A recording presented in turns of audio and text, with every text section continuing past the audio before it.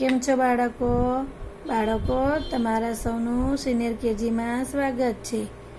બાળકો, આજે આપણે સિનિયર કેજીમાં વિષય અંગ્રેજીમાં કેપિટલ આલ્ફાબેટ એલ અને સ્મોલ આલ્ફાબેટ એલ બોલતા અને લખતા શીખીશું.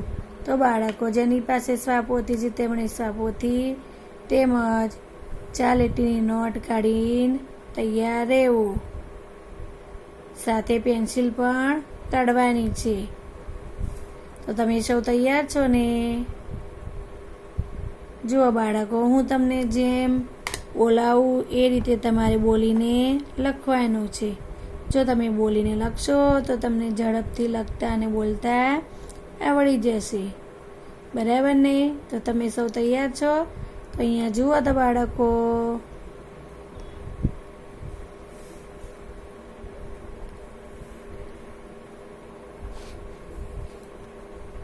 બાળકો, અહીંયા આપણને કેપિટલ આલ્ફાબેટ એલ આપેલો છે. શું આપેલું છે? Capital alphabet L. L for lion. Lion એટલે સી. બરાબર ને? હવે અહીંયા આપણને સ્મોલ આલ્ફાબેટ એલ આપેલો છે. આની ઉપર તમારે ઘૂંટવાનું છે. હું બોલું તમારે ઘૂંટવાનું. બરાબર ને? તો ચાલો તો સૌ એલ ફોર લાયન. લાયન એટલે સી. L for lion. લાયન એટલે સી. L for lion. લાયન એટલે સી. L for lion. લાયન એટલે સી. આ રીતે તમારે 10 વખત એલ બોલીને ઘૂંટવાનો છે.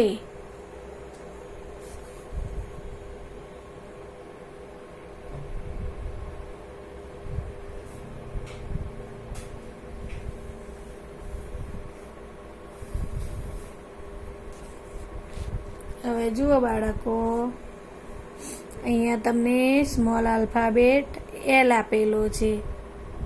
તો તમારે અહીંયા સ્મોલ આલ્ફાબેટ ઉપર ઘૂંટવાનું છે.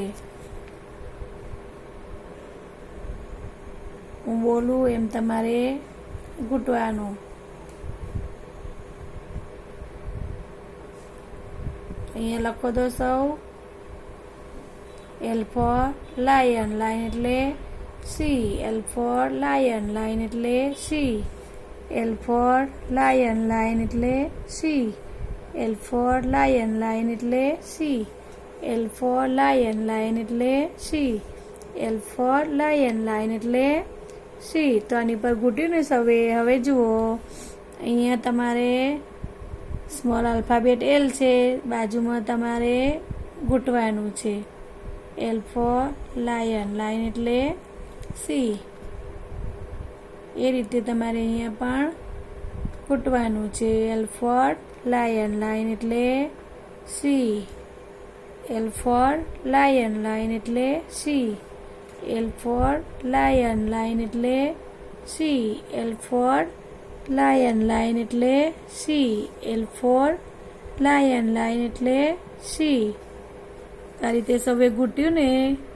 હવે જુઓ બાળકો, અત્યાર સુધી તમે ઘૂંટ્યું. બરાબર ને? હવે તમારે અહીંયા સ્મોલ આલ્ફાબેટ એલ આપેલો છે. અહીંયા બાજુમાં ખાના ખાલી આપેલા છે. બરાબર ને? તો તમારે આ ખાનામાં લખવાનું છે સ્મોલ આલ્ફાબેટ એલ. તો અહીંયા લખો તો સ્મોલ આલ્ફાબેટ એલ. આ રીતે લખો તો સૌ?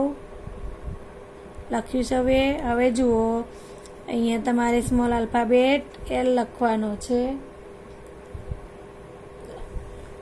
તો લખ્યું સૌએ? હવે અહીંયા લખો તો સ્મોલ આલ્ફાબેટ એલ. અહીંયા લખો તો small alphabet L. Small alphabet L.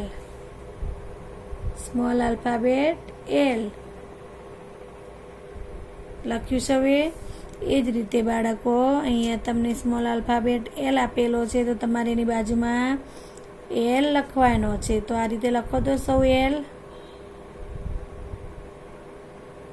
હવે આ રીતે લખો. હવે આ રીતે એલ લખો. Small alphabet L, small alphabet L. લખ્યું ને સૌએ? આ રીતે લખ્યું છે, જુઓ તો.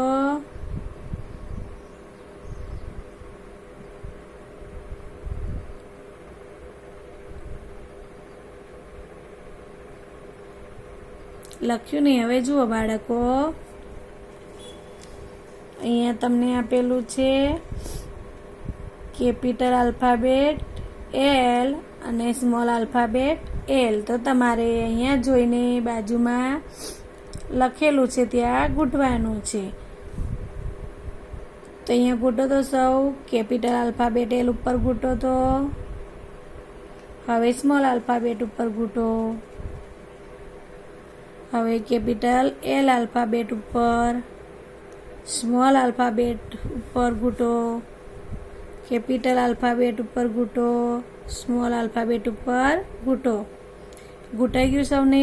સરસ. હવે જુઓ બાળકો, તમને અહીંયા આપેલું છે કેપિટલ આલ્ફાબેટ એલ અને સ્મોલ આલ્ફાબેટ એલ, બરાબર ને? તો તમારે અહીંયા લખવાનું છે. આ રીતે લખો તો સૌ. કેપિટલ આલ્ફાબેટ એલ, આ રીતે એલ લખો. હવે લખો અહીંયા સ્મોલ આલ્ફાબેટ એલ. હવે અહીંયા લખો તો capital alphabet L, small alphabet L. Capital alphabet L, small alphabet L. લખાઈ ગયું? એ જ રીતે અહીંયા પણ તમારે લખવાનું છે capital alphabet L, small alphabet L. Capital alphabet L, small alphabet L. Capital alphabet L, small alphabet L. તો જુઓ બાળકો, આ રીતે તમે સૌએ લખ્યું.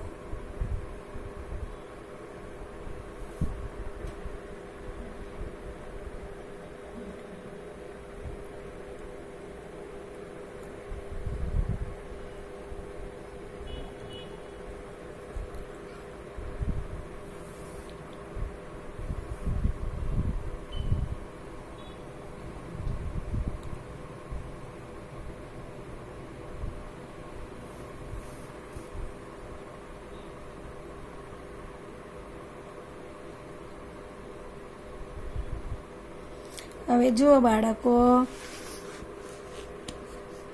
હમણાં આપણે કેપિટલ આલ્ફાબેટ એલ અને સ્મોલ આલ્ફાબેટ બોલીને લખતા શીખ્યા, બરાબર ને? તો તમારે એ જ રીતે હોમવર્કમાં આ પેજ લખવાનું છે.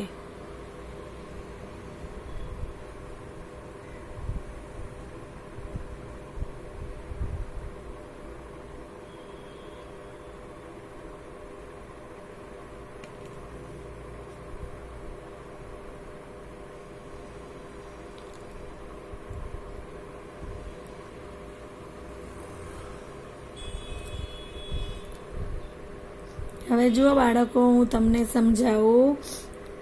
તમને આપેલો છે કેપિટલ આલ્ફાબેટ એલ, અહીંયા આપેલો છે સ્મોલ આલ્ફાબેટ એલ. આ એલ ઉપર તમારે 10 વખત બોલીને ઘૂંટવાનું છે. હવે જુઓ, અહીંયા તમને આપેલો છે સ્મોલ આલ્ફાબેટ એલ, એની બાજુમાં સ્મોલ આલ્ફાબેટ એલ આપેલા છે, તેની ઉપર તમારે ઘૂંટવાનું છે, બરાબર? હવે આ સ્મોલ આલ્ફાબેટ એલ આપેલો છે, એની બાજુમાં તમારે સ્મોલ આલ્ફાબેટ એલ લખવાના છે. જેટલા ખાના ખાલી આપેલા છે તેમાં તમારે સ્મોલ આલ્ફાબેટ એલ લખવાનું છે, બરાબર? હવે જુઓ આગળ, અહીંયા તમને કેપિટલ આલ્ફાબેટ એલ આપેલો છે, સ્મોલ આલ્ફાબેટ એલ આપેલો છે. તો આમાં જોઈને તમારે અહીંયા બોલીને ઘૂંટવાનું છે, બરાબર? હવે જુઓ તો અહીંયા કેપિટલ આલ્ફાબેટ એલ અને સ્મોલ આલ્ફાબેટ એલ છે. તો આમાં જોઈને તમારે અહીંયા કેપિટલ આલ્ફાબેટ એલ લખવાનો છે, અહીંયા સ્મોલ આલ્ફાબેટ એલ લખવાનો છે. એ જ રીતે અહીંયા પણ capital alphabet L, small alphabet L લખવાનો છે. તો બાળકો, તમારે આ પેજ હોમવર્કમાં કરવાનું છે. હોમવર્ક કરીને તેના ફોટા પાડીને ટીચરને નિયમિત મોકલવાના છે. જે બાળકો નિયમિત મોકલે છે તેમને teacher very good, good, smiley આપે છે, બરાબર ને? તો હજુ પણ જે બાળકો લેશન નથી મોકલાવતા તેમણે પણ લેશન કરીને મોકલવાનું છે. તો બાળકો, તમારા સૌએ લેસન કરીને તેના ફોટા પાડીને ટીચરને નિયમિત મોકલવાના.